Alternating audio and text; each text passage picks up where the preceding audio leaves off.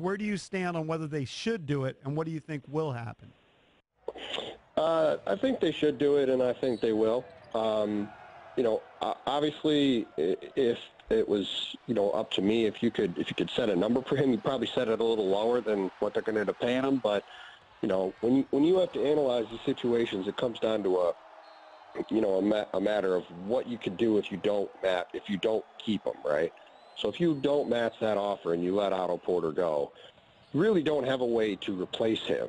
And I think with the current situation the Wizards have, with John Wall 2 years from free agency, it's much more important to me to keep the asset and keeping him on the team than to let him go and try to find a way to replace him on the open market when you really can't. I mean, I think, given the fact that Wizards has never paid the luxury tax before, I think if they didn't keep him, it would just scream an unwillingness to pay the tax. And I think, when you're trying to send a message to John Wall that you're still, trying to be as competitive as possible and trying to keep this team that looks like it could be really good for a while together, I think if you don't match, it sends a pretty bad message. What are the chances John Wall doesn't sign that Supermax extension of $178 million? Well, I think that is a really interesting dynamic, right? Because if John can sign a 4-year extension this summer, if he waits one more year and he makes an All-NBA team again next year, he could sign a 5-year deal next summer. So I think that's probably more of the conversation that he's going to have is it better for me to lock in now or to maybe wait a year and do it then? So I would guess, given his agent is Rich Paul and they usually try to get every dollar they can, I would guess he probably waits a year. But, there are a ton of good, there are a lot of good guards in the East. It could be, in the league at this point. So, making the All-NBA team could be kind of tough. So it's an interesting calculus to make. But if I had to guess, I would say he probably waits a year and sees if he can make the All-NBA team again and gets an extra year next year. What's the difference in the total contract value if he waits? Well, he'd get a 5th year at 35%. So you're probably talking another $45 million on top of that deal. Okay. So if it's 4 years for 175, maybe it's 5 for 215 or 220, something like that. So that would supersede what Steph just signed for, and Steph just signed the biggest contract in NBA history.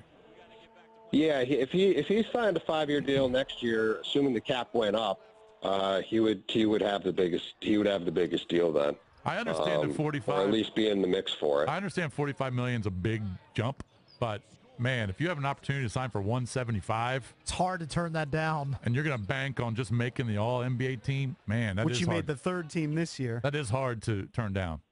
It would be hard for me. Yeah, no, listen, it's a really interesting calculus, but John is a confident guy, and I think he, when I talked to him last week, he said, I'm happy I made the All-NBA team for the first time this year, but I should have made it, I think, in the past, and I think he's got probably a case for that. So, he's a confident guy, so I think he thinks he can make it again. But it isn't an easy choice though. So it will be really interesting to see what he does. So let's just assume that the Wizards do match that offer and they keep Otto.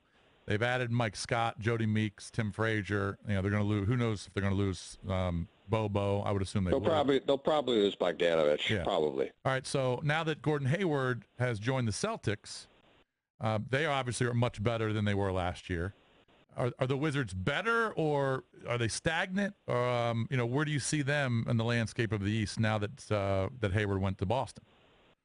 I think they're a little better. I think getting Tim Frazier as a backup point guard was a really big pickup. Last year, that was probably their biggest weakness, especially during the playoffs. Whenever John Wall would sit, they would crater. And Frazier is I think a pretty underrated player.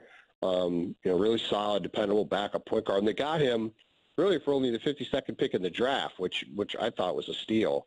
Because, if you're picking in the last 10 picks of the second round, you're very rarely getting a guy that's ever going to do anything for you. So, to definitely lock in a quality backup point guard, I thought was a really big move. So I think they're a little better. And the fact that they keep everybody, obviously, take Bogdanovich out of that. If you keep Otto, you keep that starting five together, you're in your second year under Scott Brooks. I think you can expect John Wall to take another step, having a healthy offseason this year. Bradley Beal should get a lot better again. So I think internal improvement should allow them to be better just by keeping the crew together. And, I think, like I said, getting Frazier, I think, actually was a pretty significant pickup, even if it is a guy that a lot of people probably never heard of.